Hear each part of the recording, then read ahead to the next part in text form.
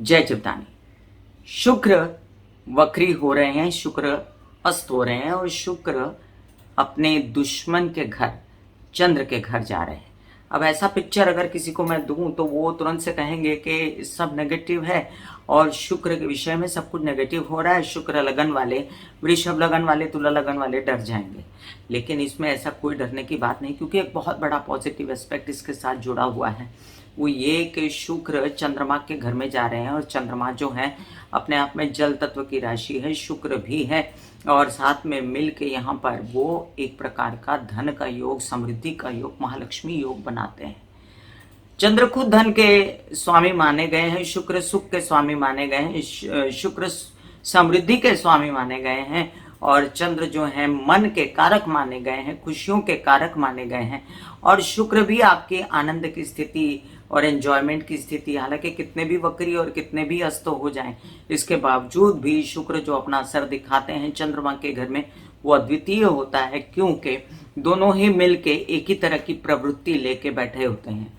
हालांकि एक मजेदार बात आपको बता दूं कि शुक्र को यहाँ पर बुध का नक्षत्र मिल रहा है। थ्रू आउट अश्लेषा नक्षत्र में शुक्र रहेंगे और अश्लेषा नक्षत्र में रहने के कारण, बुध के नक्षत्र में रहने के कारण शुक्र कहीं पर भी कमजोर एकदम से खत्म नहीं हो जाएंगे, शुक्र कमजोर नहीं होंगे।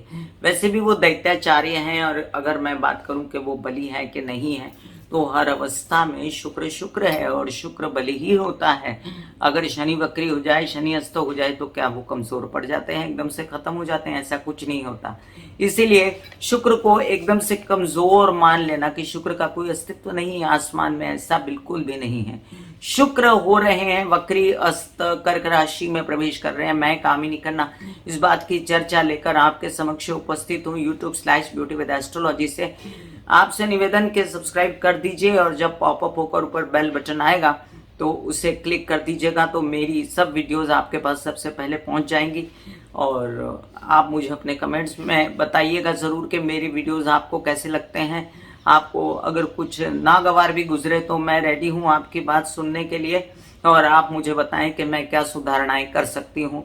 इसके बावजूद भी अगर आपको वीडियो अच्छी लगे तो भी ज़रूर बताइएगा, मुझे खुशी होगी कि हाँ मैं कुछ अध्ययन पढ़ाई ठीक से कर रही हूँ।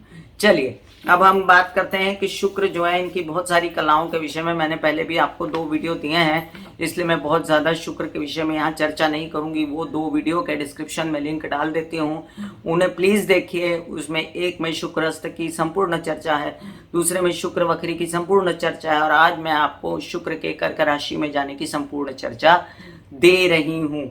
शुक्र वक्री अवस्था में, अस्त अवस्था में कर्क राशि में 11:02 7 तारीख 7 अगस्त 2023 को प्रवेश कर जाएंगे।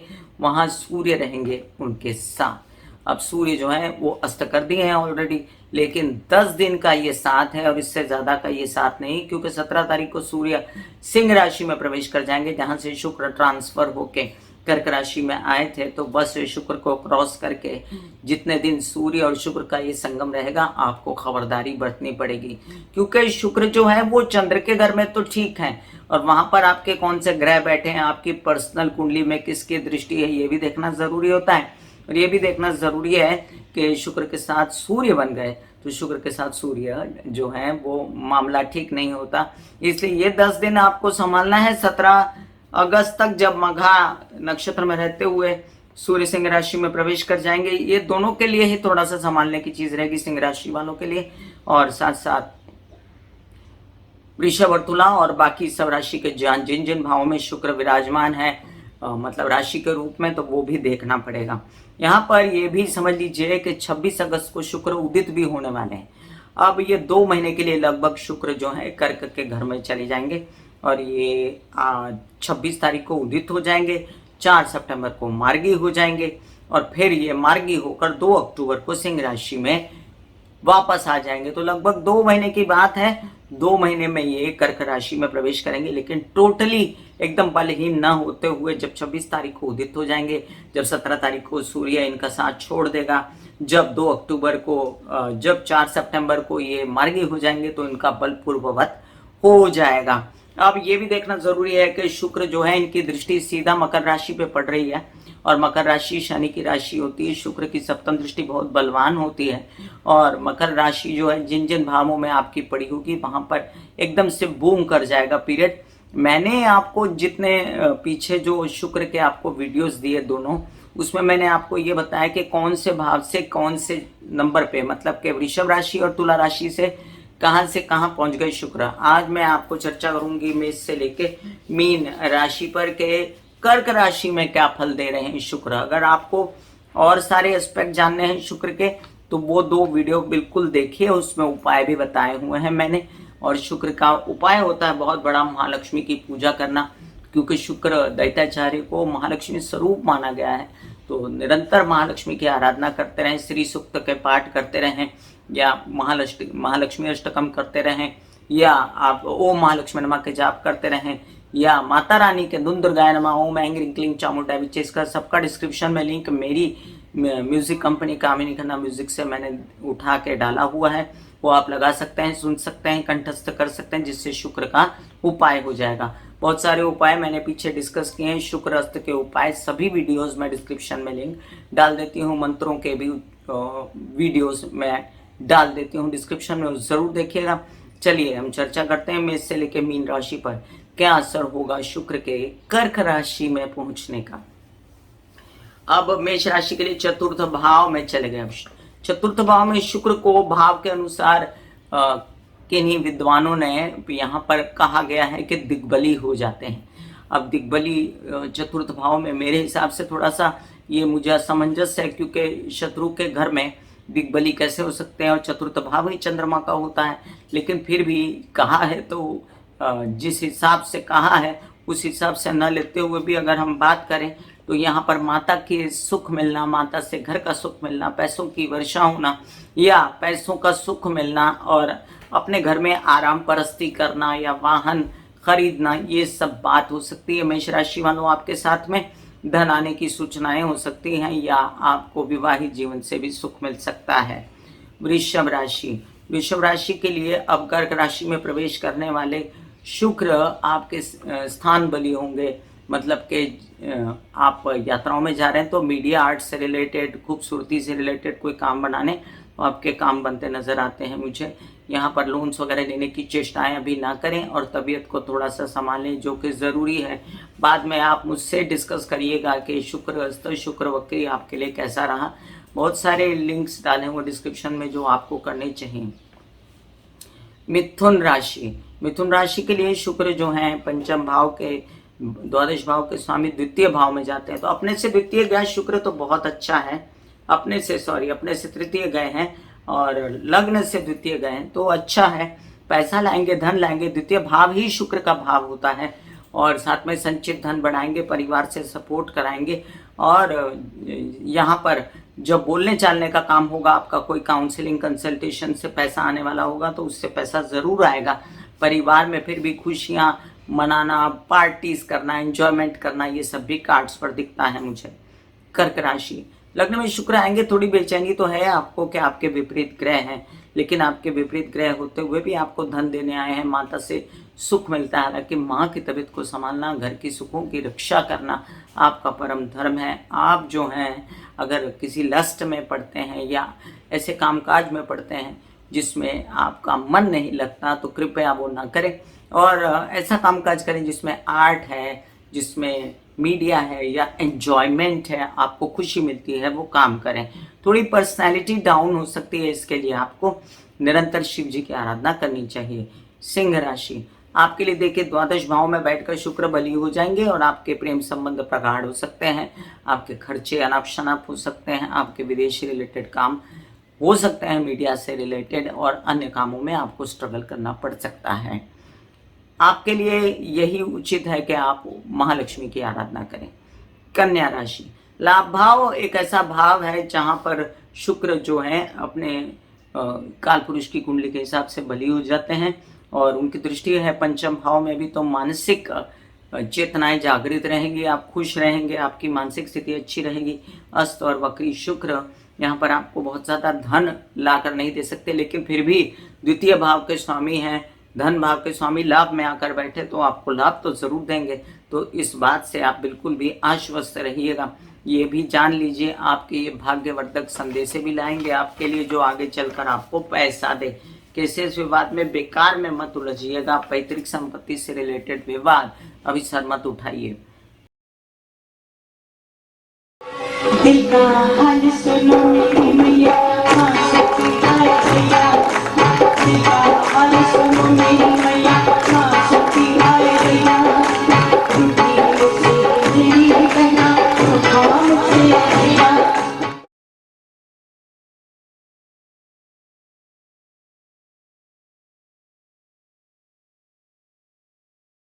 जो मेरे विचारों में बहती है, जो नहीं हो करके भी है।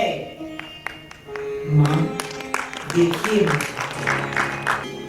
चलो ख्यालों में ही सही, नींद न सही, जागती आंखों का सपना ही सही, झूम लेने दो, गा लेने दो, नाच लेने दो।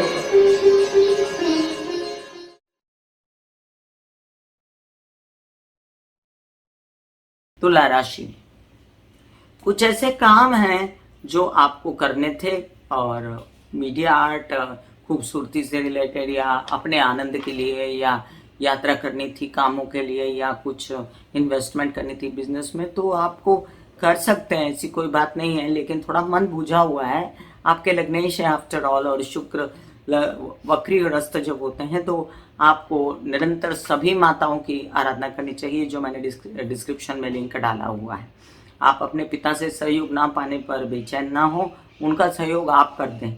और आप क्या करें, किसी भी प्रकार से तबीयत अगर काम करते करते थकावट खराब होती है तो आपको निरंतर जो है ऐसी चीज़ें खानी है जो शुक्र जनित हो, जैसे मिश्री है, थोड़ा सा मिश्री और मलाई चाट लिया, या घी, या कहते हैं थोड़ा सा घी अपने दाल में डाल के पी लिया, उससे आपकी एनर्जी भी बनी रहेगी, तबीयत भी अच्छी रहेगी।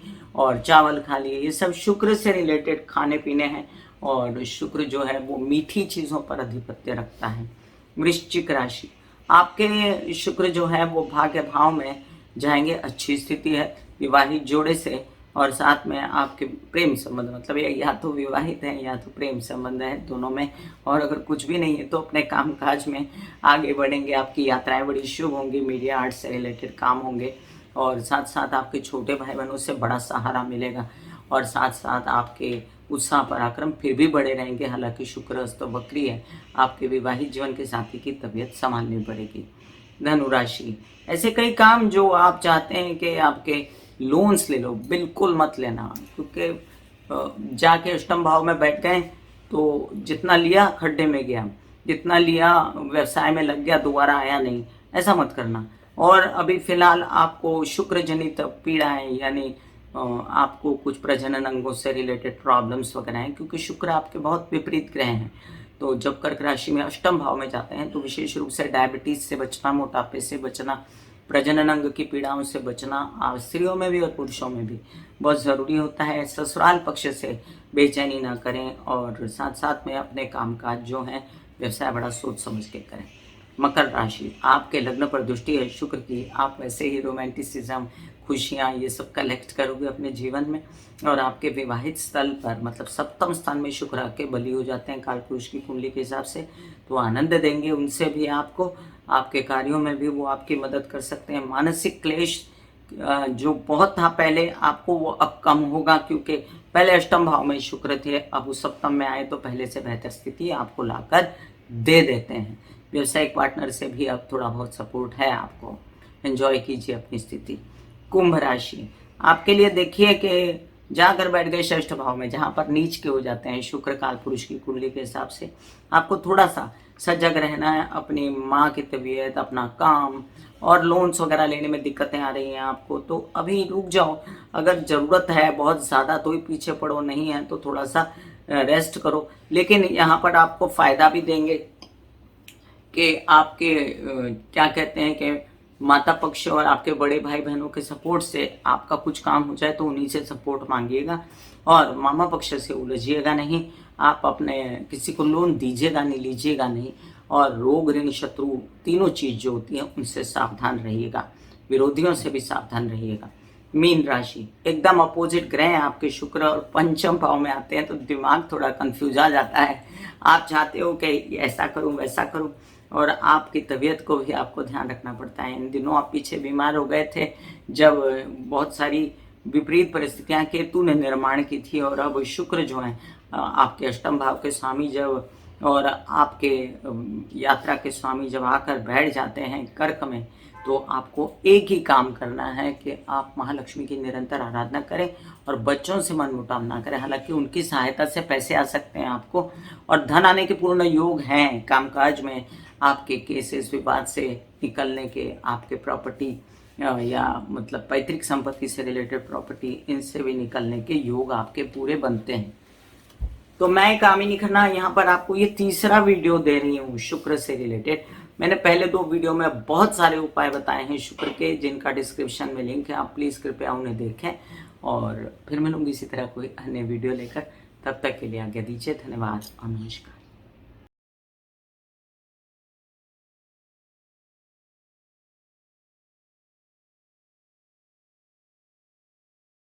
ऐसे बॉडी को बोला जाता है कि आप रिलैक्स हो रहे हो, आप रिलैक्स हो रहे हो, वाकई में वो रिलैक्स हो जाती है। फिर आप अपने एक एक अंग को बोलिए, आपकी शिखा रिलैक्स हो गई, आपके बाल रिलैक्स हो गए, आपका माथा रिलैक्स हो गया, आपकी आंखें रिलैक्स हो गई, ऐसा मैसेज दीजिए। ये आपका शरीर है,